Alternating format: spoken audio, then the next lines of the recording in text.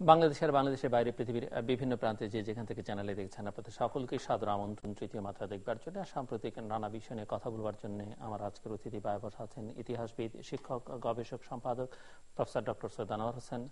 ডানে রয়েছেন প্রাক্তন সচিব এবং প্রাক্তন রাষ্ট্রদূত, এর বাইরেও লেখালেখি করেন, কবি হিসেবে সুখ্যাতি রয়েছে মোফাজ্জল করিম। স্বাগত আপনার দুজনকে স্টুডিওতে। প্রফেসর ডক্টর সৈয়দ আনোয়ার হোসেন, বাংলাদেশে এখন নিরাপত্তা নিয়ে এক ধরনের গভীর সংকট বা আলোচনা রয়েছে, বিশেষ করে আন্তর্জাতিক মহল বেশ উদ্বিগ্ন বাংলাদেশের অভ্যন্তরীণ নিরাপত্তা নিয়ে, তাদের নাগরিকদের নিয়ে বিভিন্ন দেশ।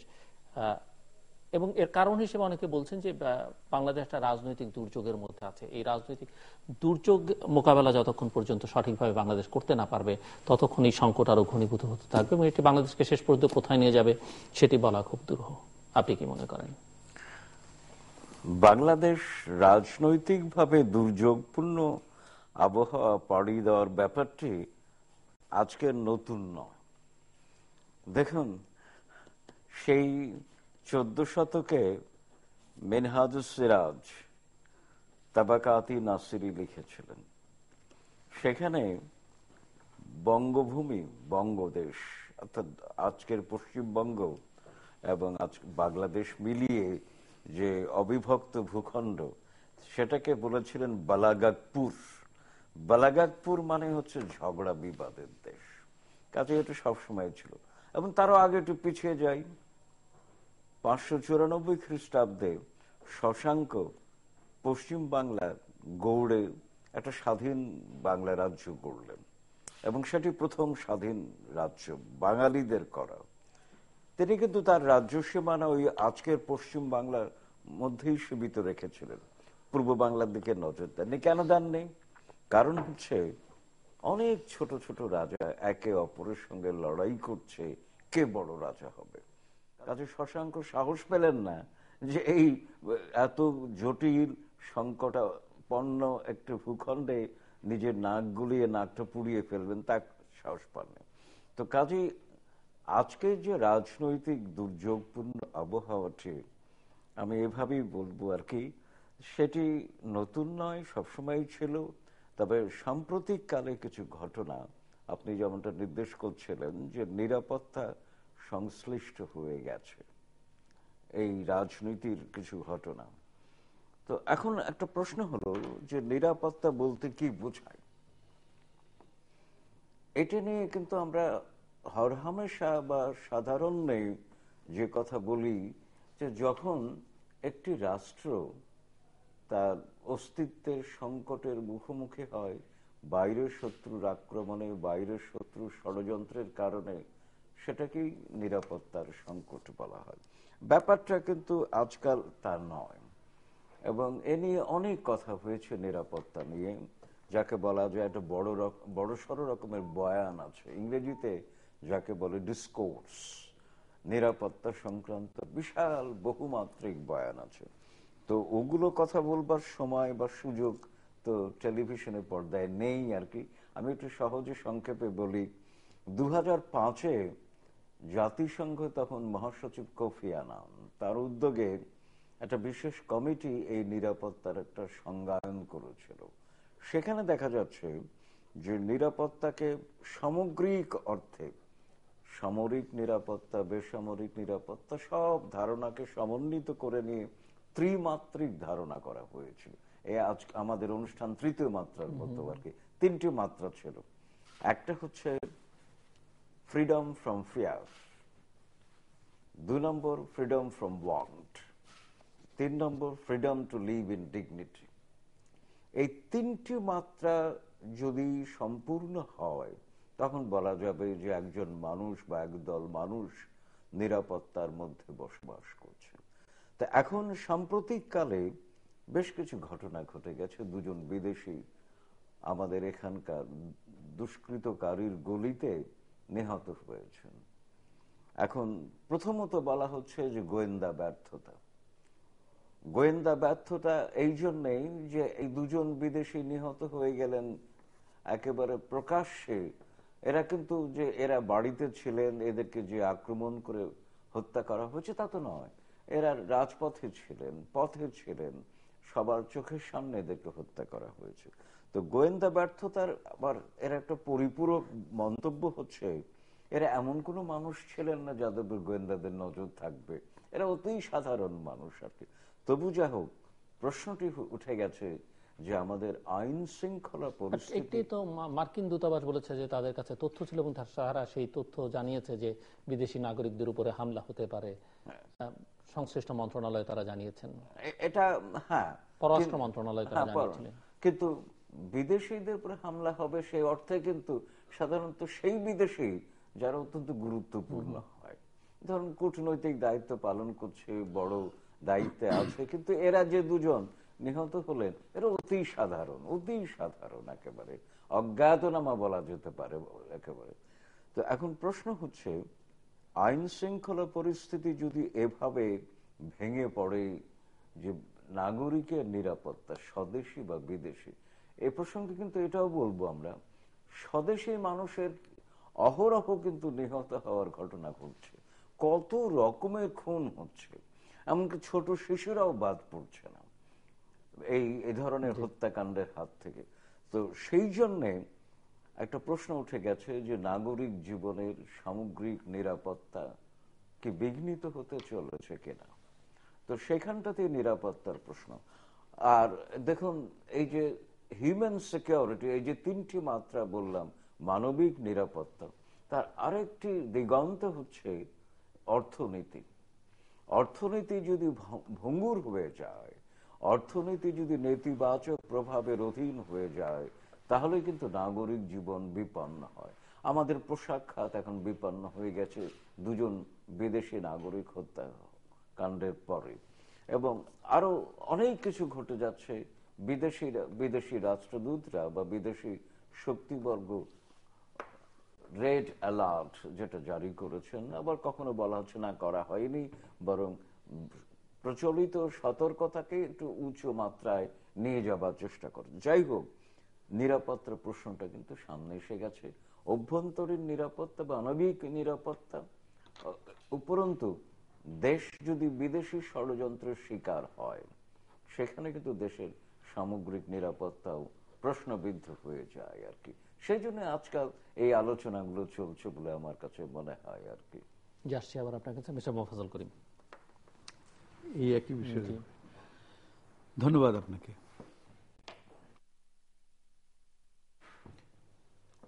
এই যে দুইজন বিদেশি নাগরিক মারা গেল, বিদেশি নাগরিক দুজনের পাশে কিন্তু ওই যে একজন খ্রিস্ট ধর্মযাজকের উপরে আক্রমণ হয়েছে, আরেকজন এখানে ইসলাম ধর্মাবলম্বী কিন্তু একটু অন্য ধরনের, তার ভিন্ন মতাবলম্বী, তারা আক্রমণ করেছে বলে হত্যা করেছে, যে পীর একজন, যেমন খিজির, এবং সর্বশেষ যেটি এই যে শিয়াদের উপরে যে বোমা হামলা। এবং সবাই এখন আলোচনাটা যেভাবে হচ্ছে তাতে মনে হচ্ছে যে এগুলো একই সূত্রে গাথা। এটা মনে করার একটু কারণও আছে, কারণ ঘটনাচক্রে এই বিষয়গুলো ঘটে গেছে খুব কাছাকাছি সময়ে। তারও আগে আরেকটা অশুভ সংকেত ছিল।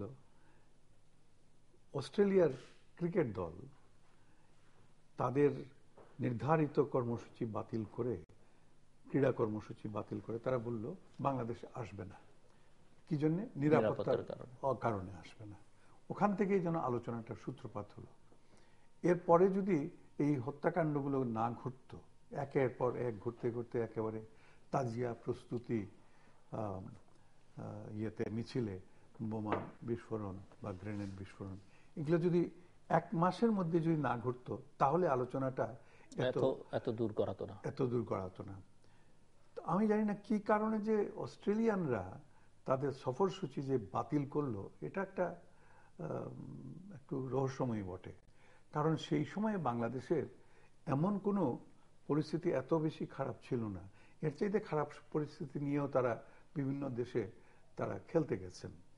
একটা প্রকৃষ্ট উদাহরণ হচ্ছে শ্রীলঙ্কার কিছুদিন আগের যে অবস্থান ছিল, কয়েক বছর আগের, তখনও তো খেলাধুলাতে চলেছে। যাই হোক, এটা আচমকা এটা পিঠে ছুরি মারার মতো বাংলাদেশের, সেটাও তারা বলেছেন যে এরকম একটা হামলা হতে পারে বা আক্রমণ হতে পারে, সেই তথ্য তাদের গোয়েন্দা বিভাগ, তাদের নিরাপত্তা বিভাগ তাই যদি হয় তাহলে তাদের উচিত ছিল তারও কিছুদিন আগে এটা জানিয়ে দেওয়া বাংলাদেশ কর্তৃপক্ষকে, এবং তারা বাংলাদেশ কর্তৃপক্ষ কি বলেন না বলেন সেটা তাদের জেনে তারপরে তারা সিদ্ধান্ত নিত। তা না আচমকা হুট করে একেবারে শেষ মুহূর্তেই বলা যেতে পারে তারা বাতিল করলো তাদের সফর। এবং তার 2-3 দিনের মধ্যেই, এই ঘোষণার 2-3 দিনের মধ্যেই তাবেলা নামক ভদ্রলোক, ইটালিয়ান ভদ্রলোক, তিনি খুন হলেন, এবং খুন হলেন ঢাকা শহরে খুন হলেন। তার 3-4 দিনের মধ্যে আবার আরেকজন বিদেশি, তাহলে এক বিদেশি দল বাতিল করলো নিরাপত্তার কারণ দেখিয়ে, এক বিদেশি খুন হলেন ঢাকায়, আরেক বিদেশি তার 3-4 দিনের মধ্যে, সমস্তটা ঘটনা 7-8 দিনের মধ্যে ঘটে গেল। রংপুরে যিনি মারা গেলেন জাপানি ভদ্রলোক।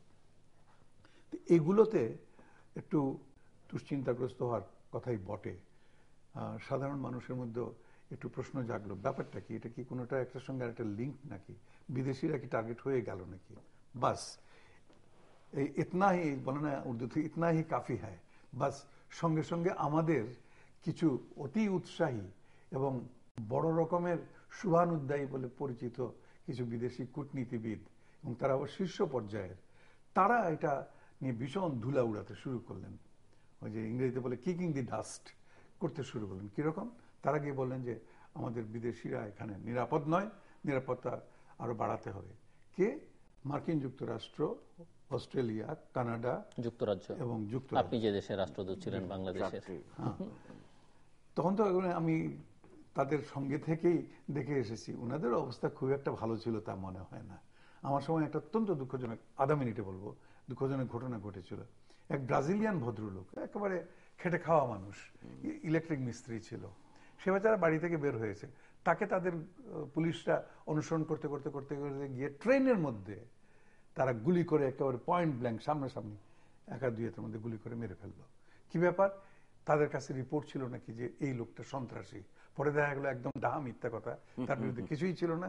এটা নিয়ে বেশ তুলপাড় টুলপাড় হলো, কিন্তু তুলপাড় হলো বটে, কিন্তু কোনো রাষ্ট্রদূত বলল না বা কেউ বলল না আমি তো কুত মনুষ্যা, তো কেউই বলল না যে এরকম আপনাদের এখানে নিরাপত্তার অভাব।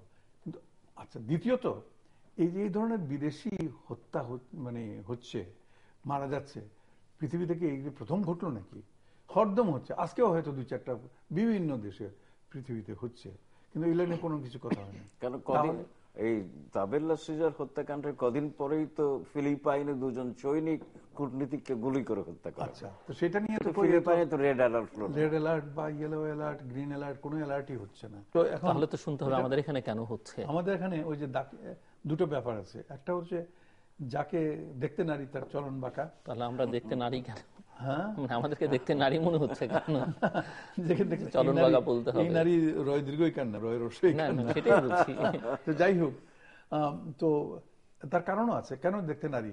কারণ এই দেশটা দেখা যাচ্ছে এগিয়ে যাচ্ছে, একেবারে খুব ধীর স্থির ভাবে সতত তারা এগিয়ে যাচ্ছে। এক অর্থে বলা যেতে পারে সনৈসনের উন্নতির দিকে যাচ্ছে, ঈর্ষণীয় পর্যায়ে চলে যাচ্ছে অর্থনৈতিক উন্নয়নের, সামাজিক উন্নয়নের। যে দেশটা মাত্র সেই 71 সালে স্বাধীন হলো, তারপরে কয়েক বছর না খেয়ে মরল টরল, মেলা লোক মরল, যে দেশের এত আপদ বিপদ, একেবারে মানে প্রাকৃতিক দুর্যোগ থেকে শুরু করে কিছু না, সবচেয়ে বড় রাজনৈতিক বিপর্যয় যেখানে সবচেয়ে বড় বিপর্যয়, সেই দেশ কিনা অর্থনৈতিক এবং সামাজিকভাবে উন্নয়ন করছে। এটা অনেকের চোখ টাটাচ্ছে, এটা দেখে ভাল লাগছে না অনেকের আর কি। খালি ছিদ্র খুঁজতেছে, দেখা যায় কিন্তু ধরা যায় কিনা, কিছু একটা হলে পরেই এই সমস্ত করে। এবং এই 4 জন অত্যন্ত দায়িত্বশীল কূটনীতিবিদ, শীর্ষ পর্যায়ে। কিন্তু ওই 4টি দেশের প্রতিদ্বন্দ্বী তো কোনো অবস্থাতেই বাংলাদেশ নয়। মানে আপনি যেটি বলছেন যে প্রতিক্রিয়াটা তাদের হওয়ার কথা, সেটি হচ্ছে প্রতিদ্বন্দ্বী, সেটি রাজনৈতিক হোক অর্থনৈতিক হোক, তাদের ক্ষেত্রে হওয়ার কথা। বাংলাদেশের ক্ষেত্রে কেন? আমি এটাতে আসছিলাম। এই 4 জন যে অতি উৎসাহী বা তাদের যে, মানে আপনি বলছেন যে বাংলাদেশ এগুচ্ছে বটে, কিন্তু তাদেরকে ধরতে তো বাংলাদেশের আরো অনেক এই জন্যই তলিয়ে দেখতে হবে যে এই 4 জনের তো গাত্রদাহ হওয়ার কথা না। তাদের তো, তারা হিমালয়ের চূড়ায় আছেন, আমরা এখন পর্যন্ত ফার্স্ট ক্যাম্প বা সেকেন্ড ক্যাম্পে আছি, বেস ক্যাম্প পার হয়ে গিয়ে কেবল উঠছি। তো তাদের এরকম হলো কেন, এটা তলিয়ে দেখার ব্যাপার আছে। এটা তো আফটার গ্লোবাল পলিটিক্সের মধ্যে এটা জড়ায়। এবং রাজনীতি এমন একটা বিষয় যেটা নিয়ে আপনি প্রথমে তুলেছিলেন কথাটা, যে আমাদের জীবনের সবকিছুতেই রাজনীতি মিশিয়ে আছে, সবকিছু। বিশেষ করে বাংলাদেশে আমরা অতিমাত্রায় রাজনীতি সচেতন সবকিছুতেই। আমাদের একজন প্রধান কবি নির্মলেন্দু গুণের একটা চমৎকার কবিতা আছে রাজনীতির উপরে, যে চলতে রাজনীতি, বসতে রাজনীতি, উঠতে রাজনীতি, বিউটিফুল কবিতা। ঠিক সত্যি তাই, আমাদের জীবনের সবকিছুতে রাজনীতি মিশিয়েছে। কোনো কিছু হলে পরে আমরা রাজনীতি দেখি, এবং জিনিসটা আরো ঘোলাটা হয়ে গেল এই খুনগুলা হওয়ার সঙ্গে সঙ্গে শীর্ষ পর্যায় থেকে বলা হলো ক এর দিকে দৃষ্টিপাত করুন, বা পয়েন্ট আউট করা হলো এটা ক দল করেছে, এটা এদের কাজ। একটা খুন হওয়ার সঙ্গে সঙ্গে যদি বলে দেওয়া হয় এত উঁচু পর্যায় থেকে যে এটা অমুকরা করেছে, কেষ্টা বেটাই চোর, যা কিছু হারায় গিন্নি বলেন কেষ্টা বেটাই চোর, এইটা বলার সঙ্গে সঙ্গেই তখন সমস্ত দেশ নড়ে চড়ে বসলো, তাই নাকি, তাহলে তো দেখতে হয়। এবং কেষ্টা বেটার সঙ্গে যে বাইরের আরেকটা দোসরও আছে, যেটা রীতিমতো অখ্যাতি অর্জন করেছে এই সমস্ত ব্যাপারে, সেই দলটিকেও জড়িয়ে দেওয়া হলো। ফলে এটা ভিন্ন খাতে চলে যাবে। দেখুন, আমি বারবার বিভিন্ন জায়গায় বলেছি, আজও বলছি, যে এই ধরনের প্রতিক্রিয়া, তাৎক্ষণিক প্রতিক্রিয়া কোনো পর্যায়ে থেকে ব্যক্ত করা উচিত না। এটা যাদের তদন্ত করবে, দায়িত্ব যারা, তাদের উপরে ছেড়ে দিন। এবং তাদেরও উচিত হবে না, যতক্ষণ পর্যন্ত তারা তাদের তদন্তের জাল গুটিয়ে না এনেছে ততক্ষণ পর্যন্ত তাদের বলা উচিত হবে না যে আমরা এই অগ্রগতি হয়েছে। বাংলাদেশে একটা অদ্ভুত কালচার সৃষ্টি হয়েছে গত প্রায় 10-12 বছর যাবৎ। কিছু একটা ঘটলে পরে সঙ্গে সঙ্গে প্রথম একেবারে উপর নিচে মাঝখান থেকে বলে দেওয়া হয় যে এটা অমুকদের কাণ্ড। আর পুলিশ বাহিনী বা যারা তদন্তকারী সংস্থা, তারাও আমাদের আপডেট করার জন্য সমস্ত জাতি ভাত টাত না খেয়ে সমস্ত খাওয়া দাওয়া ছেড়ে দিয়ে বসে আছে যে কত এই তদন্তের এই হত্যাকাণ্ডের তদন্ত কতদূর আগালো জানার জন্য। কেন? এইগুলাতে হয় কি, এগুলাতে প্রভাবিত হয়ে যায়, তদন্ত কার্যটা প্রভাবান্বিত হয়ে যায়। আর এই যে অতি উৎসাহী 4 জন কূটনীতিবিদ, তারা এই কাণ্ডটা করলেন, বাংলাদেশের ভাবমূর্তিটাকে বিদেশে বিনষ্ট করার জন্য এটি যথেষ্ট ছিল। যার জন্যে আমার তথ্য মতো অনেক বিদেশি সত্যি কথা ইয়ে করছে না, আমাদের দেশ থেকে পণ্য কিনতে আসছে না। বিশেষ করে গার্মেন্ট ইন্ডাস্ট্রিতে খুব ছাপ পড়েছে, এটা হোটেল ইন্ডাস্ট্রিতে ছাপ পড়েছে। আমি আজকে একজনের সঙ্গে কথা বলছিল, বলছে না এই মাসের অবস্থা খুব খারাপ ওইটার ইয়ের পড়ার পরে। তো যাই হোক, এগুলা জিনিসের গভীরভাবে তলিয়ে দেখা দরকার যে এই 4টি দেশ, অন্যান্য দেশগুলো তো এরকম করে কথা বলছে না, কারণটা কি? বাংলাদেশের উন্নতির জন্য সত্যি এরা তো ঈর্ষান্বিত হওয়ার কথা না, তাহলে অন্য কিছু ব্যাপার আছে যাতে এরা লিড দিচ্ছেন। সেটা কি? আপনার কাছ থেকে পরে শুনি। আমি খালি একটু ধরিয়ে দেই, তারপরে আমাদের প্রফেসর সাহেবের কাছে আমরা এই ব্যাপারে জানতে পারি। আমার ধারণা যে আমাদের যে একটা লিবারেল মুসলিম কান্ট্রি হিসাবে যে একটা পরিচিতি, লিবারেল বা মডারেট এই হিসাবে যে একটা পরিচিতি আছে পৃথিবীতে, এটাকে, এই ইমেজটাকে একটু টার্নিশ করার চেষ্টা বিভিন্ন মহল থেকে হতে পারে। বাট এই আইডেন্টিটিটা বা এই পরিচয়টা তো তারাই, আবার এই ব্র্যান্ডিংটা তারাই করবার চেষ্টা করেছেন যাদের কথা আপনি বলছেন। তাদের পিছনে আমরা তো এখন পর্যন্ত তাদের বাদ দিয়ে এখন তাদের পিছনে আর কোনো উদ্দেশ্য আছে কিনা সেটার কথাও বলছি। দ্বিতীয়ত, আইএস নিয়ে তো এখন সিরিয়া, আফগানিস্তান, ইরাক ইত্যাদি অনেক হলো, এখন একটা নতুন প্লেগ্রাউন্ড একটা খোঁজা উচিত। বাস এইটুকু পর্যন্ত এখন আপনি যেতে পারেন। আমি আমার অগ্রজ প্রতিম মোফাজ্জল করিমের কতগুলো মন্তব্য থেকে আমার সম্পূরক বক্তব্য রাখছি আর কি। প্রথমত, তিনি খুব সুন্দর করে বলেছেন যে আমাদের দেশে রাজনীতির একটা সংস্কৃতি হলো যে যখনই যে সরকার ক্ষমতায় থাকে সেই সরকারের আমলে একটা দুর্ঘটনা কিছু ঘটে গেলেই, সেটা মানুষের প্রাণ সংক্রান্ত হোক বা রাষ্ট্রীয় সম্পদ সংক্রান্ত হোক, তখনই একটা ষড়যন্ত্র আবিষ্কার করা হয়। ষড়যন্ত্র যে থাকে না তা বলছি না, আবিষ্কার করা হয় এবং বলা হয় যে কারা করেছে স্পষ্ট তাৎক্ষণিকভাবে। এইটা অনেকটা মানে অভিনাজেল হওয়ার মতো অবস্থা আর কি। তো এটা কিন্তু ভয়ঙ্কর একটি সংস্কৃতি। আমি এই প্রসঙ্গক্রমে আমার মনে পড়ে যে 2011 7ই সেপ্টেম্বর, সেদিন আমি দিল্লিতে নেমেছি ভোরবেলা, আর সেদিনই সকাল 11টায় ডক্টর মনমোহন সিং বাংলাদেশ সফর করে দিল্লি ফিরে গেলেন। তো আমি হোটেলে যেই টেলিভিশনটা খুলেই খবর শুনতে গিয়ে দেখি এনডিটিভির খবর যে আদালত প্রাঙ্গণে বোমাবাজি হয়েছে, হতাহতের ঘটনা ঘটেছে। তো ওটা নিয়েই দেখছি। তারপরে আমার কাজ শেষ করে পরে আবার যখন টেলিভিশন খুলেছে ততক্ষণে ডক্টর মনমোহন সিংকে দেখছি যে বিমানবন্দরে তাকে সাংবাদিকরাও ঘেরাও করে নিয়ে প্রশ্ন করছে যে এমন ঘটনা ঘটে গেল, আপনার ধারণা কি কারা করেছেন? ডক্টর মনমোহন সিং তার স্বভাব সিদ্ধ ধীর স্থির চর্চিত শব্দে বললেন, ঘটনা ঘটেছে, তদন্ত হবে, তদন্তকারীরাই বলতে পারবে কারা করেছে। এটা শিক্ষণীয়, দৃষ্টান্তমূলক, অনুসরণীয়, অনুকরণীয়। কারণ যদি রাষ্ট্রীয় সর্বোচ্চ পর্যায় থেকে ঘটনার পরপরই অঙ্গুলি নির্দেশক কোনো মন্তব্য করা হয়, সেটি কিন্তু তদন্তকে অবশ্যই প্রভাবিত করে। কারণ আমাদের দেশের সংস্কৃতিটি হচ্ছে যে কর্তার ইচ্ছায় কর্ম। যে কোনো দল, সেটা বিএনপি হোক, আওয়ামী লীগ হোক, ক্ষমতায় থাকলেই ক্ষমতায় যারা আছেন তাদের ইচ্ছে অনুযায়ী ব্যাপারটা ঘটে। এবং আরেকটা প্রসঙ্গক্রমে একটু বিস্তৃত করে বলছি, এই যে আইনবিদদের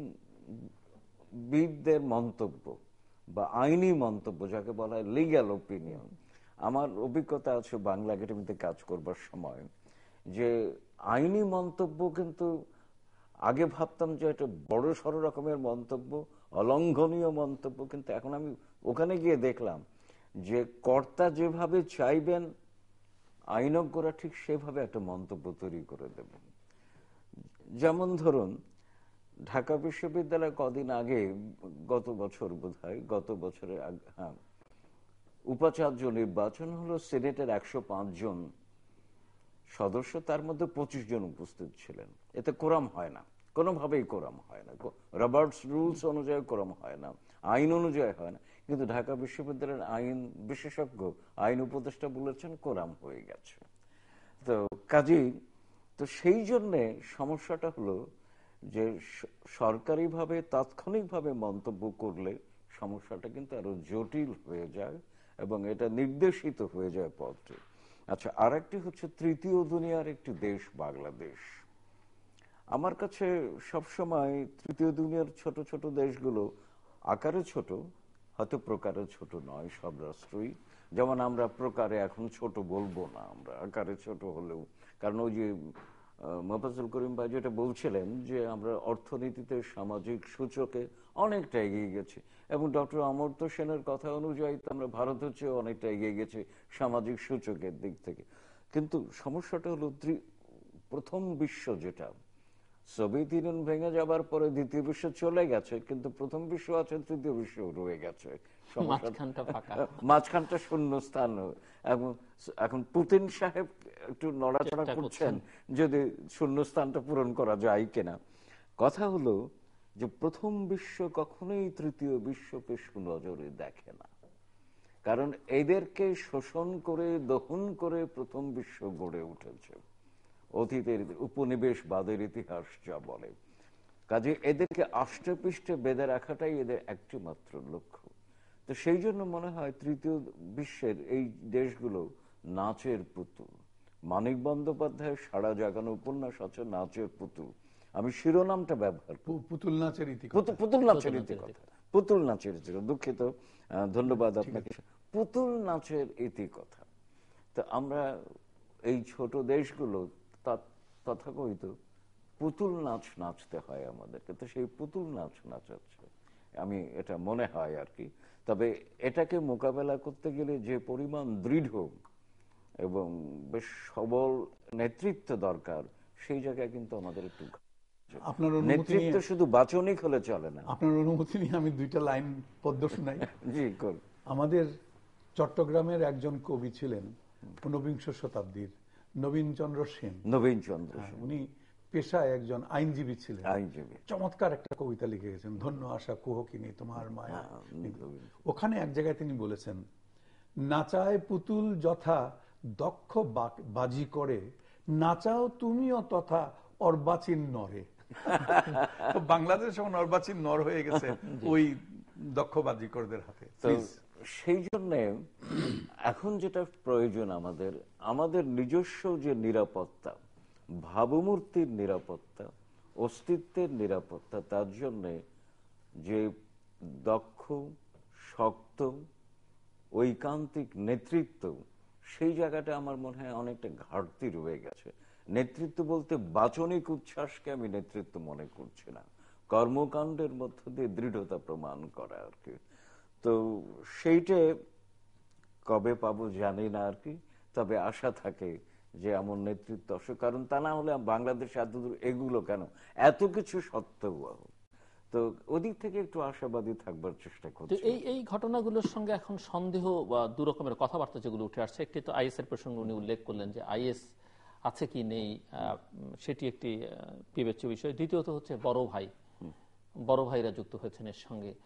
আপনি কি মনে করেন এই বড় ভাইদের ব্যাপারটা কি আসলে, আর আইএস এর ব্যাপারটি কতটা বিবেচনার দাবি রাখে? প্রথমত বড় ভাইদের কর্মকাণ্ডগত সম্পৃক্ততা আমি উড়িয়ে দেব না, কিন্তু আসলেই আছে কিনা তার তথ্য প্রমাণ আমি জানতে চাইব, এবং তথ্য প্রমাণ, অকাট্য তথ্য প্রমাণ হাতে না আসা পর্যন্ত মন্তব্য বক্তব্য দেওয়াটা যে কোনো পর্যায় থেকে অনুচিত বলে মনে করি। যেমন ধরুন, আমাদের স্বরাষ্ট্রমন্ত্রী দুদিন আগেই বেশ দৃঢ়তার সঙ্গে বড় ভাইয়ের কথা বললেন, কিন্তু গতকাল আবার অনেকটা পিছু হটে গেছেন মন্তব্য থেকে। এটি তো অনুচিত, কারণ একজন মন্ত্রীর মন্তব্যের উপরে অনেক কিছু নির্ভর করে এবং যথেষ্ট ওজন আছে তার মন্তব্যে। তিনি যদি এক এক সময় এক মন্তব্য দেন তাহলে আমরা বিব্রত হই, আমরা বিপর্যস্ত বোধ করি, কারণ এখানে সরকারের ভাবমূর্তি, রাষ্ট্রের ভাবমূর্তি। আর একটা হচ্ছে আইএস। দেখুন, আইএস আছে কি নেই এই বিতর্কটা অনেকটা অবান্তর। এই জন্যে যে বাংলাদেশে যে কর্মকাণ্ডগুলো হচ্ছে, যে কর্মকাণ্ডগুলো আইএস করে, তো তাহলে ওই বিতর্ক নিয়ে আমি কালক্ষেপণ করবার দরকার কি আছে? বাংলাদেশে জঙ্গি নেই কথা তো বলে লাভ নেই। জঙ্গি ছিল, আছে, মাঝখানে বেকায়দায় ছিল, এখন আবার মাথা তুলে দাঁড়াচ্ছে। না হলে ব্লগার হত্যা হলো কি করে, খিজির খানের হত্যা হলো কি করে, বা ধর্মযাজকের কথা বলো, তাকে হত্যা করতে গিয়ে ভাগ্যিস তিনি বেঁচে গেছেন। তো জঙ্গি তো আছে, ধর্মান্ধ জঙ্গি গোষ্ঠী বাংলাদেশে আছে, এবং আইএস একটি ধর্মান্ধ জঙ্গি গোষ্ঠী। কাজে আইএস এর যোগসূত্র এখানে আছে কিনা সেটা পরের ব্যাপার, ঘটনাগুলো তো ঘটে যাচ্ছে, সেগুলো সামলানো দরকার বলে আমি মনে করি আর কি। মোফাজ্জল করিম। জি, আইএস প্রসঙ্গে বলি। আইএস প্রসঙ্গে দেখুন, এটা সরকার খুব দৃঢ়ভাবে বলে আসছেন যে না, বাংলাদেশে আইএস টাইএস কিছু নাই। এই কথাটা বলে সরকার বোঝাতে চাচ্ছেন যে আমরা আইন শৃঙ্খলা পরিস্থিতিকে এত চমৎকার একটা অবস্থায় রেখেছি যে এখানে আইএস মাথা চাড়া দিয়ে উঠতে পারবে না, এই সমস্ত নাই, আমাদের খুব নিরাপদ।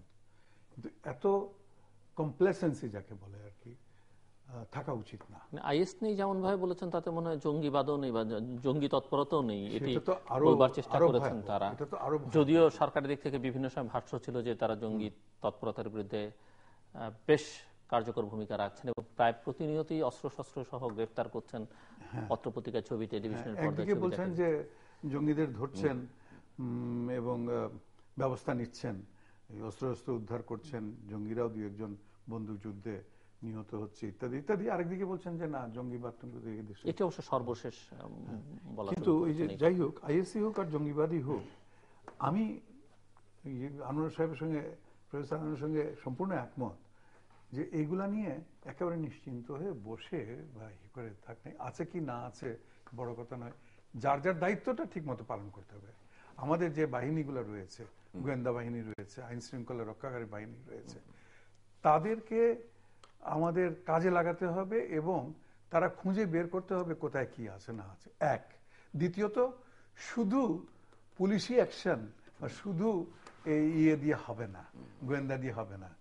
সবচেয়ে বেশি দরকার যেটা, সেটা জনসমর্থন, জনগণকে সম্পৃক্ত করা, সাধারণ মানুষকে সম্পৃক্ত করতে হবে বাংলাদেশের সর্বত্র, একেবারে টেকনাফ থেকে তেতুলিয়া সব জায়গাতে একটা মানে একটা আন্দোলনের মতো সৃষ্টি করতে হবে। নিশ্চয়ই লক্ষ্য করেছেন যে এর মধ্যেই আবার সুপ্রিম কোর্টের হাইকোর্ট ডিভিশনের মানে দুটো মিলিয়ে ৪১ জন বিচারপতিকে হিজবুত তাহরির আবার হুমকি দিয়েছে।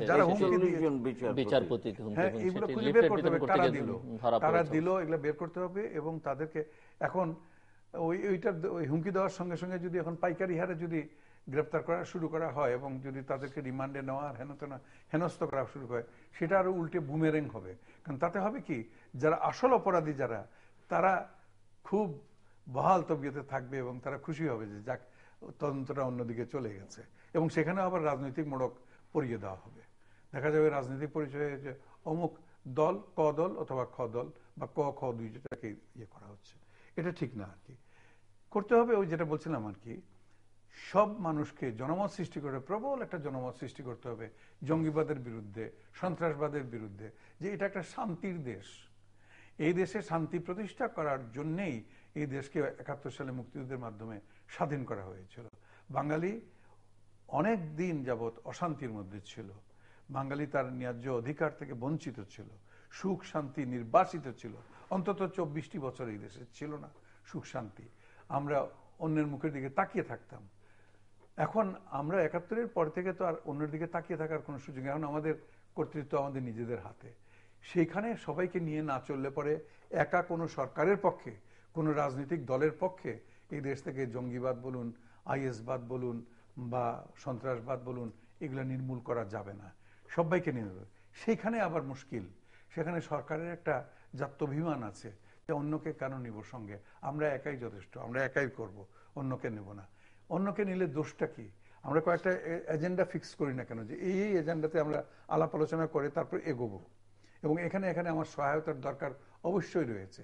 সব গুরুত্বপূর্ণ রাজনৈতিক দল যদি একত্র হয়ে যদি বলে যে আমরা এই দেশ থেকে জঙ্গিবাদ সন্ত্রাসবাদ নির্মূল করে ছাড়বো, একটুকু ছাড় দেব না। একটি প্রশ্ন করতে যে কোনো কোনো মহল থেকে এ কথা বলবার চেষ্টা করা হয়েছে যে সরকারি যে বা আইন শৃঙ্খলা রক্ষাকারী বাহিনী সংস্থাগুলো যে বিভিন্ন সময় যাদেরকে গ্রেপ্তার করেছে, বলা হচ্ছে এগুলো বাড়িয়ে ফুলিয়ে ফাঁপিয়ে প্রচার করা হয়েছে, এবং এই যে জঙ্গি আছে আছে এটি বলার চেষ্টা সরকার বিভিন্ন সময় করেছে এবং তাদেরকে তারা নির্মূল করছে, এবং এই সরকারি এই জঙ্গিবাদ দমনে সফল বা কার্যকর ভূমিকা রাখতে পারছে। এটি আন্তর্জাতিক সহানুভূতি পাওয়ার জন্যে এবং সমর্থন পাওয়ার জন্য, এবং এখন তাদের বক্তব্য ওই মহলগুলো বলছে যে এখন সরকার আসলে এটি বলে বলে নিজেই এখন বেকায়দায় পড়েছে। আপনি কি মনে করেন তাদের ওই বক্তব্যটা ঠিক? আমি বোঝাতে পেরেছি যারা এগুলো বলবার চেষ্টা করেছেন যে সরকার আসলে বেশি করে প্রচার করেছে আন্তর্জাতিক সমর্থন পাওয়ার জন্য, বাস্তবে এতটা ছিল না, হয়তো তৎপরতা আছে কিন্তু এতটা না যেটি প্রচার করা হয়েছে, এখন সরকার নিজেই বেকায়দায় পড়েছে। দেখুন, প্রচার কতটুকু করেছেন বা করেছেন কিনা আদৌ জানি না, তবে কিছু কিছু তো নিশ্চয়ই অতিরঞ্জিত তো ছিল বটেই, কিছু কিছু ছিল। আবার সরকারের সাফল্য ছিল, সঙ্গে সঙ্গে এটাও বলবো আইন শৃঙ্খলা রক্ষাকারী বাহিনী বেশ কিছু তৎপরতা প্রদর্শন করেছে, বেশ কিছু লোককে পাকড়াও করা হয়েছে। এটাকে অব্যাহত রাখতে হবে, এবং সরকারেরও এখানে আত্মতুষ্টির কোনো রকমের সুযোগ নেই, বা এটাকে প্রচারণা দিয়ে আমরা জঙ্গির বিরুদ্ধে লড়াই করছি, এখন আসুন ওই পশ্চিমা দেশগুলির প্রতি যে আমাদেরকে সহায়তা করুন, আমরা আপনাদের সঙ্গে আছি আর আপনারাও আমাদের সঙ্গে থাকুন, এরকম না করে নিজেদের কাজটা নিজেদের ঘরের মধ্যে করতে হবে। এবং নিজেদের ঘরের মধ্যে যদি না করতে পারি, তাহলে বিদেশের আপনি যতই সাহায্য আর সহায়তা যদি পানও যদি আর কি, সে কোনো কাজে লাগবে না। কারণ আমার ঘরের শত্রু বিভীষণ রেখে আমি কোনোদিন ওই কি বলে কুরুপাণ্ডব যুদ্ধ আমি জয় করতে পারবো না। সেই জন্য আমি বলছিলাম কি যে এখানে জনমত সৃষ্টি করুন, এবং জনমত সৃষ্টি করতে হলে পরে সবগুলো রাজনৈতিক দলকে আবার সম্পৃক্ত এর মধ্যে অবশ্যই করতে হবে, তাদের সঙ্গে আলাপ আলোচনা করতে হবে, করে সম্মিলিত প্রয়াসের দরকার রয়েছে। জি, না না ঠিক আছে, জনমত থেকে শুরু করি। জনমত তো স্রষ্টার মত, একথা বলা হয়েছে। বাংলাদেশে জঙ্গিবাদ নিয়ে যদি জনমত যাচাই করা হয়, আমার মনে হয় যে সিংহভাগ মানুষ এর বিরুদ্ধে দাঁড়াবে। কিছু আছে, অস্বীকার করব না, যারা এর পক্ষে থাকবে বিভিন্ন কারণে, ধর্মের দোহাই দিয়ে। যেমন খিজির খানকে যারা হত্যা করেছে তাদেরকে একজনের রিমান্ডে নিয়ে নাকি তার কাছ থেকে মন্তব্য পাওয়া গেছে যে এ ধরনের মানুষকে হত্যা করা ইমানি দায়িত্ব, তার কিন্তু কোনো অনুতাপ অনুশোচনা নেই। তো সে জনমতকে সংগঠিত করা একটি বড় কাজ বলে আমি মনে করি। তবে একই সঙ্গে আমাদেরকে একটু তলিয়ে খতিয়ে দেখতে হবে যে বর্তমান সরকারের বিগত মেয়াদে জঙ্গিবাদ প্রায় নিশ্চিহ্ন করা হয়েছিল, এবং আমরা আত্মতৃপ্তিও পেয়েছিলাম, স্বস্তিও পেয়েছিলাম। কিন্তু আবার এই মেয়াদে এসে এখানে সেখানে জঙ্গিবাদ মাথা তুলে দাঁড়াচ্ছে, যে ব্লগার হত্যা, 41 জন বিচারপতিকে হুমকি দেওয়ার মতো ঘটনাও ঘটেছে। তো এগুলো কেন ঘটছে এই নিয়ে সরকার এবং সরকার বিশেষ করে নীতি নির্ধারক, সংশ্লিষ্ট মহল এবং গবেষকদেরও আমার মনে হয় এখন একটু সচেতন হয়ে ভাবনা চিন্তা করা দরকার যে কেন এগুলো ঘটছে। সাধারণত এই জঙ্গিবাদ সংক্রান্ত যে গবেষণাগুলো হয়েছে, 2-4টে দেখবার সৌভাগ্য আমার হয়েছিল বা হয়েছে, আমি সেখানে দেখতে পাচ্ছি সবসময় বলা হচ্ছে একটি সমাজে বা রাষ্ট্রে যখন জঙ্গিবাদ মাথা তুলে দাঁড়ায় তখন দেখতে হবে ওই সমাজের ভিতরে সহায়ক কোনো পরিবেশ আছে কিনা, সহায়ক কোনো কারণ আছে কিনা। তো সেই জন্য আমি কিন্তু বারবারই বলবার চেষ্টা করেছি বাংলাদেশে এই যে ধর্মভিত্তিক রাজনীতি, সেটা কিন্তু একটা বড় কারণ আর কি আমি মনে করি।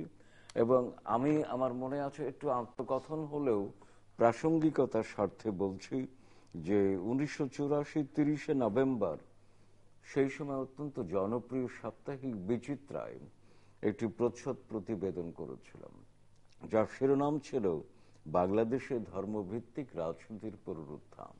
সেই প্রবন্ধটিতে, সেই প্রতিবেদনটিতে কিন্তু আমি স্পষ্ট করে বলেছিলাম বাংলাদেশ ক্রমান্বয়ে এই ধর্মের রাজনীতির যে আবহের মধ্য দিয়ে চলছে তাতে করে একদিন না একদিন বড় রকমের একটা সংকট সৃষ্টি হবে আমাদের, এবং ধর্মান্ধতা অতিমাত্রায় উস্কে দেওয়া হচ্ছে। তো এখন আমি সেই দিকে সে ব্যাপারটি ঘটতে দেখছি বলে মনে হয়। তো সেই জন্যে ধর্ম নিয়ে রাজনীতি সবাই করছে, কম আর বেশি সব দলই করছে, আমি বলবো সেই জায়গাটিতে একটু সতর্ক অবস্থান নেওয়া দরকার বলে আমি মনে করি আর কি। আরেকটি হচ্ছে রাজনৈতিক ঐকমত্যের কথা বললেন আমার সম্মানিত সহকথক আর কি। তো রাজনৈতিক ঐকমত্য আমরা দেখেছি ইতিহাসে যে আচম্বিতে আকস্মিকভাবে পরিস্থিতির কারণে তৈরি হয়ে যায়। যেমন ধরা যাক আমাদের ৭১-এর মুক্তিযুদ্ধের কথা, ২-৪টি রাজাকার ছাড়া গোটা জাতি কিন্তু একাট্টা হয়েছিল, একটা অভিন্ন মঞ্চে অবস্থান গ্রহণ করেছিল। আমার মনে হয় আজকে বাংলাদেশ যে পরিস্থিতিতে আছে, ওই সময় হয়তো প্রত্যক্ষ একটি হুমকি আমাদের ছিল অস্তিত্বের প্রতি, কিন্তু বর্তমানে হুমকিটি কিন্তু ছোট নয়। সেই জন্য একটা রাজনৈতিক ঐকমত্য তৈরি করা যায় কিনা সেটি রাজনৈতিক নেতৃত্বের উপরে নির্ভর করবে। এতে কিন্তু হারাবার কিছু নাই, বরং অর্জন করবার অনেক কিছু আছে। এবং পৃথিবীর সব দেশেই চরম সংকটকালে এমন ঘটনা ঘটেছে, তা আমাদের এখানে কেন ঘটানো যাবে না?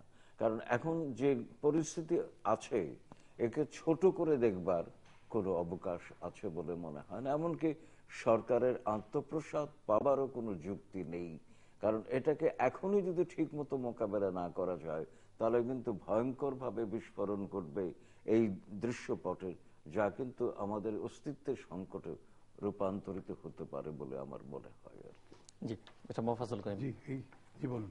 বলুন, আপনি শেষ করুন। না, ওই যে কথাটা বলেন, ওই ঐকমত্যের ব্যাপারটা কিন্তু আমি প্রায় প্রত্যেকটা আপনার এখানে বলছি যে রাজনৈতিক ঐকমত্য আপনার যেটা, মানে আমি এই প্রশ্নটা করতে যাচ্ছিলাম যে অনেকে বলছেন, এবং এই ঘটনাগুলো যখন ঘটছে তখনও এবং অনেকদিন ধরে বিভিন্ন আন্তর্জাতিক গণমাধ্যমও বলবার চেষ্টা করছে যে বাংলাদেশের এই যে রাজনৈতিক দুর্যোগ, যেটি নিয়ে আমি প্রশ্ন শুরু করেছিলাম, বা এখানে যে গণতন্ত্রের যে সংকট বা জাতীয় ঐকমত্য, যদি প্রধান প্রধান দুটো রাজনৈতিক দলের মধ্যে যে বিরোধ, এই জায়গাটা যতক্ষণ পর্যন্ত থাকবে ততক্ষণ পর্যন্ত এই যে মানবিক ঘটনাগুলো ঘটছে এর থেকে বাংলাদেশ মুক্তি পাবে না, বরং এটি আরো গভীর সংকটের দিকে বাংলাদেশকে নিয়ে যাবে। কতটা একমত? একদম পুরোপুরি একমত, সত্যি কথা বলতে গেলে পরে। এবং আমাদের খুব আশা ছিল যে বাংলাদেশে একটা মোটামুটি একটা অভ্যুত্থান বা গণ অভ্যুত্থানের মাধ্যমে স্বৈরাচারকে সরিয়ে দিয়ে সেই ৯০-এ যখন ঐকমত্য প্রতিষ্ঠিত হলো গণতন্ত্রকামী দলগুলোর মধ্যে, তখন তো তাদের গণতন্ত্র সম্বন্ধে আমাদের কোনো সন্দেহ ছিল না, বিন্দুমাত্র সন্দেহ ছিল না। তারা যে কথাগুলো বলেছেন আপামর জনসাধারণ সেটাকে একেবারে মাথায় তুলে রেখেছে। এবং আমরা দেখলাম যে যাক, স্বৈরাচারের পতন হচ্ছে, একটা গণতান্ত্রিক পরিবেশ সৃষ্টি হবে। অত্যন্ত দুঃখের বিষয়, সেই গণতন্ত্রের মানে অধরা সোনার হরিণটা এখন পর্যন্ত আমাদের সামনে সামনে ছুটছে। এবং সারা বিশ্বের কাছে আমরা নিজেদেরকে হেয় করছি যে এতদিন পর্যন্ত চেষ্টা করেও, এবং এতদিন পর্যন্ত সব শুভানুদ্দায়ী, সব শুভাকাঙ্ক্ষী সমস্ত বন্ধু রাষ্ট্র ইত্যাদি সকলের অনুরোধ উপরোধ, সকলের এত বলা বলি সত্ত্বেও এদেশে কেন জানি গণতন্ত্র কিছুতেই আসছে না। আসবে কিরকম করে? গণতন্ত্রের যে কতগুলো নিয়ামক আছে, যে কতগুলো প্রতিষ্ঠান রয়েছে, সেগুলো তো আমরা ধ্বংস করে দিই। যেমন গণতন্ত্রের একটা বড় হচ্ছে আপনার যে দেশে কতগুলো ইনস্টিটিউশন থাকতে হবে যেগুলাতে আপনি কোনো মতেই সরকারি হস্তক্ষেপ করা চলবে না এবং নিরপেক্ষভাবে তাদেরকে কাজ করতে দিতে হবে। উদাহরণ আপনার নির্বাচন কমিশন, উদাহরণ আপনার দুর্নীতি দমন কমিশন বা অন্যান্য অনেকগুলো কমিশন আছে। এগুলা কিন্তু আমরা বলবার সময় একটা বিশেষণ লাগিয়ে বলি, স্বাধীন নির্বাচন কমিশন, স্বাধীন দুর্নীতি দমন কমিশন। আগে এগুলা স্বাধীন শব্দটা ছিল না, ইদানিংকালে এগুলা আমদানি করা হয়েছে।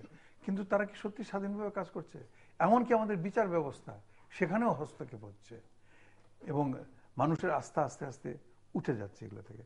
আপনি আসুন নির্বাচনের কথাতে আসুন। একটা সুষ্ঠু নির্বাচনের মাধ্যমে যেখানে সব নাগরিক আপনি সমানভাবে তাদের ভোটাধিকার প্রয়োগ করতে পারবে, নিরপেক্ষভাবে অবাধ ভোটাধিকার প্রয়োগ করতে পারবে এবং তার মাধ্যমে একটি সরকার প্রতিষ্ঠিত হবে, এটা যতদিন না হয়েছে, আমরা তো সবাই জানি যে এটা এখন পর্যন্ত অন্তত গত 10-12 বছরের মধ্যে এটা হয় নাই যখন, তাহলে পরে আপনি আশা করেন কিরকম করে যে এখানে গণতন্ত্র এখানে দানা বেঁধে উঠবে, গণতন্ত্র এখানে প্রতিষ্ঠিত হবে? না হওয়া পর্যন্ত দেখা যাবে যেই ক্ষমতায় যাচ্ছে সে আর কাউকে কোনো ছাড় দিচ্ছে না, কোনো স্পেস দিচ্ছে না, কাছে আসতে দিচ্ছে না, একা একা সবকিছু সামাল দেওয়ার চেষ্টা করছে। এবং একা একা সামাল দিতে গেলে পরেই কিন্তু নিজেদের জন্যও, দেশের জন্য, রাষ্ট্রের জন্য, জাতির জন্য বিপদ ডেকে আনা হচ্ছে এটাতে। কারণ এমন একটা সময় আসবে যখন দেখা যাবে সবাইকে নিয়ে তারপরেও সামাল দেওয়া যাচ্ছে না এই পরিস্থিতি। যেমন মনে করুন যদি আল্লাহ না করে সন্ত্রাসবাদ যদি দারুণভাবে যদি বিস্তৃত হয়ে পড়ে, যদি সত্যি আইএস যদি এখানে এসে এই দেশে ঢুকে পড়ে, যদি আজকে আমাদের গ্রামগুলো শান্ত আছে, যদি গ্রামে গ্রামে ইউনিয়নে মৌসল এলাকাতে যদি আপনার সন্ত্রাস ছড়িয়ে পড়ে, তখন কি হবে? তখন তো এটাকে সামাল দেওয়া যাবে না। এই জন্যে কতগুলো জিনিস অন্তত সন্ত্রাসবাদ বলুন, রাষ্ট্র পরিচালনার যে ইনস্টিটিউশনগুলো আছে এগুলো সম্বন্ধে কি হবে, আমাদের শিক্ষাঙ্গন সম্বন্ধে কি হবে, এরকম মোটা দাগের কয়েকটা বেশি 4-5টা জিনিসের মধ্যে আপনি আসুন, এসে আলোচনা করুন আপনারা করে, যারা এই রাষ্ট্র যারা পরিচালনা করবেন বা করছেন যারা বা ভবিষ্যতে করতে চান, তারা বসুন, বসে বলুন, আমরাও শুনি কি বলেন আপনারা এবং কি ঐকমত্যে আপনারা আসেন এবং কিভাবে তারপরে দেশ চালান। এটা একেবারে এটা এটা একটা মানে অবশ্য পালনীয় করতে হবে, এটা ফরজ হয়ে দাঁড়িয়েছে এখন রাজনৈতিক দলগুলোর জন্য। কিন্তু ওই না কিছুই শুনবো না, যেভাবে চলছি চলবো, আরেক দল না আমি যা বলছি সেটাই ঠিক, অন্যটা বেঠিক, এটা করে হয় না। রাজনীতিতে আপনি গিভ অ্যান্ড টেক আপনাকে করতে হবে, পরস্পরের মতের প্রতি শ্রদ্ধা থাকতে হবে, পরমত সহিষ্ণুতা থাকতে হবে, আলাপ আলোচনার ক্ষেত্র থাকতে হবে। এখানে একজন একজনের মুখ দেখি না, কি আলাপ আলোচনা করবো? আপনি আমাদের দুইজনকে ডেকেছেন এখানে, আমি যদি এদিকে তাকিয়ে খালি কথা বলতে থাকি আর উনি যদি ওইদিকে তাকিয়ে কথা বলতে থাকেন, তাহলে তো ওখানেই বিপদ। কোন রকমের কোনো ঐকমত্য তো দূরের কথা, সুন্দর পরিবেশই থাকবে না আলোচনা করা। তো সেটার জন্য আমার বা উনিও সেই কথাটাই বললেন, তার কথারই সূত্র ধরে আমি বলছি যে রাজনৈতিক ঐকমত্য কতগুলো বড় বড় জিনিসের উপরে হতে হবে। দেশের নিরাপত্তা, দেশের রাষ্ট্র পরিচালনার যে স্তম্ভগুলা, সেগুলো সঠিকভাবে চলবে কি না চলবে, এটা আলাপ-আলোচনা করতে দোষ কোথায়? কিন্তু এই সংস্কৃতিটা এই দেশে দুঃখের বিষয় গড়ে উঠছে না। যে ক্ষমতায় যাচ্ছে সে মনে করছে যে না, ওদের ডাক দিলে পরে, ওদেরকে কোনো ছাড় দিলে পরে তারা তো ভোট বেশি পেয়ে যাবে। ওই চিন্তা একটাই যে যদি তাদেরকে কোনো সুযোগ দেয়, আর যদি তারা যদি বেশ দেখা যায় যে তাদের মতটা চাপিয়ে দিচ্ছে রাষ্ট্র পরিচালনায়, তাহলে নেক্সট ইলেকশনে, পরবর্তী ইলেকশনে তারা বেশি ভোট পেয়ে যাবে। এই ভোটের চিন্তাটা মাথা থেকে বাদ দিন, তাহলে পরে আমাদের এই দেশটাতে অনেক উন্নতি হচ্ছে এখন বাকি শুধু আসলটাই উন্নতিটা দরকার, সেটা হচ্ছে রাষ্ট্র পরিচালনার ব্যাপারে একটা ঐকমত্যতে আসতে হবে এবং সেখান থেকে এই সমস্ত আবর্জনাগুলোকে দূর করতে হবে। আমরা এ ব্যাপারে একমত এবং অভিন্ন মত পোষণ করি যে বাংলাদেশ আর্থ সামাজিক প্রগতির পথে দৃপ্ত পায়ে এগিয়ে যাচ্ছে, কিন্তু হতাশ লাগে যে রাজনীতির দিকে যখন তাকাই, রাজনীতি কিন্তু উন্নয়নশীল নয়, রাজনীতি একেবারে অনুন্নত। তো এই যে অনুন্নত রাজনীতি আর উন্নয়নশীল অর্থনীতি, এই দুটোর মধ্যে যে বৈসাদৃশ্য, ইংরেজিতে বললে ডিকটমি, এটা আমার কাছে মনে হয় আমাদের একটা বড় রকমের সংকট। এই সংকট নিয়ে কেউ ভাবছে কিনা আমি জানি না, কিন্তু আমি যথেষ্ট ভাবিত। এই সংকটের কারণেই কিন্তু নানাবিধ ব্যত্যয় বিচ্যুতি ঘটছে। আমাদের দরকার ভারসাম্যপূর্ণ রাজনৈতিক উন্নয়ন এবং অর্থনৈতিক উন্নয়ন। সেই জায়গাটাতে না আসা পর্যন্ত কিন্তু নানাবিধ ব্যত্যয় বিচ্যুতি থাকবে। আমরা আজকে যে হতাশা ব্যক্ত করছি রাজনীতি নিয়ে, রাজনৈতিক দৃশ্যপট নিয়ে, এটা তো কথা ছিল না। আমরা 91-এর পরে স্বৈরাচার বিরোধী আন্দোলনে সব রাজনৈতিক শক্তিগুলো একাত্তা ছিল এবং তখন একটা 3 জোটের রূপরেখা তৈরি করা হয়েছিল এবং তখন এই 3 জোটের রূপরেখা যা বলা ছিল তাতে মনে হয়েছিল আমরা আগামীতে গণতন্ত্রের সুন্দর ভবিষ্যৎ প্রত্যাশা করছি, সুন্দর একটি সকাল আমাদের দরজার দাঁড়িয়ে আছে বলে মনে হয়েছিল। কিন্তু আমি পরে দেখলাম যে না, কোনো পক্ষই কিন্তু তাদের কথা রাখেনি। যেমন ওখানে কথা ছিল যে স্বৈরাচার এবং মৌলবাদ, মৌলবাদ শব্দটা আমি ব্যবহার করি না, কিন্তু ওখানে করা হয়েছে এই স্বৈরাচার মৌলবাদকে স্থান দেবে না বিএনপি বা আওয়ামী লীগ। কিন্তু এখন একদিন পরে কি আমরা প্রশ্ন করি, যদি দুই দলই কিন্তু তাদের অঙ্গীকার ভঙ্গ করেছে আর কি। তো সেই জায়গায় এটা কেন হলো, এটার কারণ হয়তো মোটা দাগে বলে দিতে পারবো, ওই যে ভোটের ব্যাপার, রাজনৈতিক সংস্কৃতির অভাব। ভোটের হিসেব থেকে অনেক কিছু করা হয় আর কি, কিন্তু ভোটের হিসেব থেকে করতে গিয়ে, দল বাঁচাতে গিয়ে দেশটাকে কিন্তু জলাঞ্জলি দেওয়া হয়। সেই জন্য ওই বিষয়টির উপর আমি গুরুত্ব আরোপ করছি। আচ্ছা, তারপর ধরুন গণতন্ত্র নিয়ে তো আমাদের উচ্ছ্বাস অনেক আছে। গণতন্ত্র কেমন আছে? বাংলাদেশ এগোচ্ছে গণতন্ত্রের পথে, কিন্তু আমি কোনোদিনই এখনো পর্যন্ত বাংলাদেশকে গণতান্ত্রিক রাষ্ট্র বলবো না। কারণ হচ্ছে গণতান্ত্রিক রাষ্ট্র হওয়ার যে পূর্ব শর্তগুলো বাংলাদেশ এখনো পূরণ করে না। বাংলাদেশ গণতন্ত্রায়নের দেশ, অর্থাৎ Bangladesh is not yet a democratic country, but certainly a democratizing country. তো ডেমোক্রেটাইজিং, গণতন্ত্রায়নের পথে এগুচ্ছে, হোঁচট খাচ্ছে। ভবিষ্যৎ বলবে আমরা কত দূরে যাব। আচ্ছা, গণতন্ত্রের অনেকগুলো পূর্ব শর্তের মধ্যে হচ্ছে এই যে নির্বাচন কমিশনের কথা বলো, কাগজে পত্রে কিন্তু নির্বাচন কমিশন যথেষ্ট স্বাধীন, কিন্তু কাগজে বাঘ। নির্বাচন কমিশন নিজে স্বাধীন হয় না। আমরা তো আমি অন্তত বলবো যে তত্ত্বাবধায়ক সরকার যা প্রশ্নবিদ্ধ একটি সরকার মেয়াদের দিক থেকে, আমি সবসময় বলেছি মেয়াদের দিক থেকে, কর্মকাণ্ডের দিক থেকে দারুণভাবে প্রশ্নবিদ্ধ একটি সরকার, কিন্তু সেই সময় নির্বাচন কমিশন যে স্বাধীনতা, দৃঢ়তার পরিচয় দিয়েছে তা তখন পাচ্ছে না। নির্বাচন কমিশন সরকারের আজ্ঞাবহ হয়ে যাচ্ছে, স্বাধীনভাবে কাজ করতে পারছে না। আর একটা হচ্ছে যে দেখুন, বাংলাদেশে অনেকটাই খুব দুঃখ লাগে বলতে, আমরা ইংরেজিতে বলি ফ্রি অ্যান্ড ফেয়ার ইলেকশন, অর্থাৎ সুষ্ঠু, ফেয়ার, অবাধ এবং সুষ্ঠু, অবাধ এবং সুষ্ঠু। এখন প্রক্রিয়াগতভাবে সুষ্ঠু নির্বাচন হয়েছে 91-তে হয়েছে, অনস্বীকার্য। যদিও পরাজিত দলের পক্ষ থেকে সবসময় বলা হয়েছে কারচুপি হয়, স্থূল হোক, জায়গা সেটা আমি বলবো না, প্রক্রিয়াগতভাবে সুষ্ঠু হয়েছে। কিন্তু অবাধ কি হয় বাংলাদেশের রাজনৈতিক সংস্কৃতির প্রেক্ষাপটে? আমরা কি দলীয়ভাবে বা দলীয় মতের দ্বারা প্রভাবিত হয়ে প্রার্থীর গুণাগুণ বিচার না করে ভোট দেই না? গ্রামাঞ্চলে যে পরিবার প্রধান যা বলবেন সেই পরিবার সেইভাবে ভোট দেবে। তো সেই জন্য অবাধ সরকারের রহমানের একটা না ভোটের ব্যবস্থা করা হয়েছিল, সেটা তুলে দেওয়া হয়েছে। আচ্ছা, আরো একটা সমস্যা হলো, আমাদের সংবিধানে গণভোটের একটা ব্যবস্থা ছিল, সেটা কিন্তু বিলুপ্ত হয়ে গেছে। গণভোট কিন্তু গণতান্ত্রিক প্রক্রিয়ার একটা বিশেষ গুরুত্বপূর্ণ অংশ।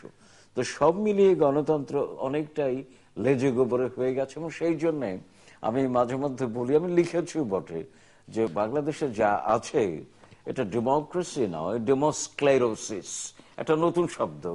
ডেমোস্ক্লেরোসিস শব্দটির অর্থ হচ্ছে ডেমোক্রেসি যোগ স্ক্লেরোসিস। স্ক্লেরোসিস একটা রোগ, যাতে করে শরীরের ধমনী শুকিয়ে যায়, রক্ত প্রবাহিত হয় না, যার ফলে শরীরটি সচল, সজীব, সক্রিয় থাকে না। এমনিতে দেখা যায় শরীরটি আছে, তা আমার গণতন্ত্র আছে, কিন্তু সে গণতন্ত্র সচল, সজীব, সক্রিয় নয়, অনেকটা কাজীর গরুর মতো, যে খাতায় আছে গোয়ালে নেই আমার আর কি। শেষ প্রান্তে 1 মিনিট শেষ প্রান্তে আমি দুই একটি কথা বলতে চাই। যেগুলো কথা বলেছেন প্রফেসর আনোয়ার হোসেন, আমি সম্পূর্ণ একমত ওনার সঙ্গে। এর সঙ্গে সঙ্গে আরো দুই একটা যেগুলো খুব দৃশ্যমান, যেটা 1 মিনিটে শেষ করতে সময় নেই, এই যে দলীয়করণ, ক্ষমতায় যাওয়ার সঙ্গে সঙ্গে সবকিছু নিজের দলের মধ্যে নিয়ে নেওয়া, সবকিছু নিজের প্রার্থী বসানো, নিজের জেলার লোক, অমুক লোক তমুক ইত্যাদি করা, চাকরি বাকরি যেখানেই বলেন না, দিস ইজ ওয়ান। যোগ্যতা, দক্ষতাকে একটা বিসর্জন দিয়ে, এর ফলে আপনি ভালো প্রশাসন এই দেশে পেতে পারেন না। আর ব্যাখ্যা দিচ্ছি না। দ্বিতীয়ত, কেউ আজ পর্যন্ত দুর্নীতির বিরুদ্ধে কোন সরকার বলতে পারবে না দৃঢ় পদক্ষেপ নিয়েছে, কোন সরকার বলতে পারবে না, যার জন্য দুর্নীতি শনৈ শনৈ ডালপালা মেলে এমন অবস্থা করতেছে। এই যে আমরা যে এত, আজকে আমরা শুনলাম 27 বিলিয়ন ডলার আমাদের রিজার্ভ হয়েছে, ফরেন এক্সচেঞ্জ রিজার্ভ, বা ধরেন আমাদের যে রপ্তানি আয় বাড়ছে ইত্যাদি ইত্যাদি, সবকিছু খেয়ে ফেলবে কিন্তু এই দুর্নীতি খাচ্ছে, অজগরের মতো খাচ্ছে। নির্বাচনের যোগ্য প্রার্থীর কথা বলছেন, প্রার্থীর যোগ্যতা নির্ধারণ করার জন্য কি কি ক্রাইটেরিয়া করা হয়েছে, কার পেশি শক্তি খুব বেশি, কার টাকার শক্তি বেশি, এগুলো ঠিকঠাক করুন। তা না হলে পরে এই দেশে গণতন্ত্র কখনো আসবে না। এবং এর শিক্ষাটা মনমোহন সিং এর কাছ থেকেও নিন, আবার সঙ্গে সঙ্গে পাশে ইন্ডিয়ান ডেমোক্রেসিটা সত্যি কিভাবে গড়ে উঠছে দেখুন। অন্যান্য পৃথিবীতে অনেক ডেমোক্রেটিক দেশ যেগুলা আস্তে আস্তে বড় হয়েছে, কেউ আমাদের মতো না। ধন্যবাদ। আর কিছু যোগ করবেন আপনি? শেষ করতে যোগ একটাই হচ্ছে, আমরা গণতন্ত্র চাই, গণতন্ত্র থাকলেই নিরাপত্তা আসবে। অনেক ধন্যবাদ। দর্শক, আমরা অনুষ্ঠানের শেষ প্রান্তে তোমাদের সম্পর্কে আপনারা লিখতে পারেন ডাকে, ইমেল, এসএমএস এর মাধ্যমে, ইন্টারনেট, আমাদের অফিসিয়াল ওয়েবসাইট, অথবা সোশ্যাল মিডিয়াতে যেসব পেজ আছে সেসব পেজে আপনাদের মতামত রাখতে পারেন। আর আপনাদের মতামতে আমাদের অনুষ্ঠান তৃতীয় মাত্রা আপনি দেখতে পাবেন প্রতি বৃহস্পতিবার এবং শুক্রবার বাংলাদেশ সময় দুটোই, বুধবার দুপুর 11:30, শুক্রবার দুপুর 1:05 দেখবার আমন্ত্রণ রইল।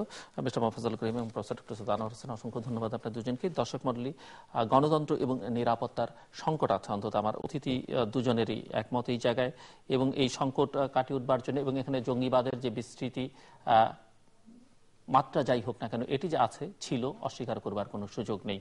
এবং এই সংকটগুলো মোকাবেলার জন্য ওনারা মনে করেন যে যার যেটি দায়িত্ব তাকে সেটি পালন করতে দেওয়া উচিত। দায়িত্বশীল ব্যক্তিবর্গের কথাবার্তা সীমার মধ্যে থাকা উচিত, সীমা লঙ্ঘন করা উচিত না। এবং এই সমস্যাগুলো মোকাবেলা করবার জন্য সকলকে, দেশের সকল নাগরিককে, নাগরিক সমাজকে, জনগণকে, যেভাবেই বলুন না কেন, বিভিন্ন রাজনৈতিক মহলকে ঐক্যবদ্ধ করতে হবে। অবশ্যই যারা এই প্রক্রিয়ার সঙ্গে যুক্ত তাদেরকে এই ঐকমত্যের মধ্যে বা ঐক্যবদ্ধ প্রক্রিয়ার মধ্যে আনা যাবে না। এবং দেশে গণতন্ত্রের যে সংকট আছে, অর্থাৎ বহুমত প্রকাশের যে সুযোগটি থাকা দরকার, সেটি নিশ্চিত করতে হবে। গণতন্ত্রের ভিত হিসেবে কাজ করে যে প্রতিষ্ঠানগুলো, সেগুলো গড়ে তোলা, শক্তিশালী করবার দিকে মনোযোগ দিতে হবে। যদিও আলোচনার মধ্যে এটি এসেছে যে প্রফেসর সৈয়দ আনোয়ার হোসেন বলেছেন যে বাংলাদেশকে তিনি গণতান্ত্রিক রাষ্ট্র মনে করেন না, এই কারণে যে গণতান্ত্রিক রাষ্ট্র হওয়ার যে পূর্ব শর্তগুলো আছে সেগুলো বাংলাদেশ পূরণ করতে পারেনি। এবং তিনি মনে করেন যে বাংলাদেশ হয়তো এটি বলা যেতে পারে বড়জোর গণতন্ত্রায়নের পথে আছে। এবং তার এই বক্তব্যের সঙ্গে মিস্টার মোফাজ্জল করিমও ভিন্ন মত পোষণ করেননি। এবং বিভিন্ন প্রতিষ্ঠানগুলো কিভাবে গড়ে তোলা যেতে পারে সে বিষয়ে তারা তাদের মতামত রেখেছেন। দর্শক, আমাদের সঙ্গে থাকবার জন্য অসংখ্য ধন্যবাদ। আপনাদের সবার জন্য শুভকামনা।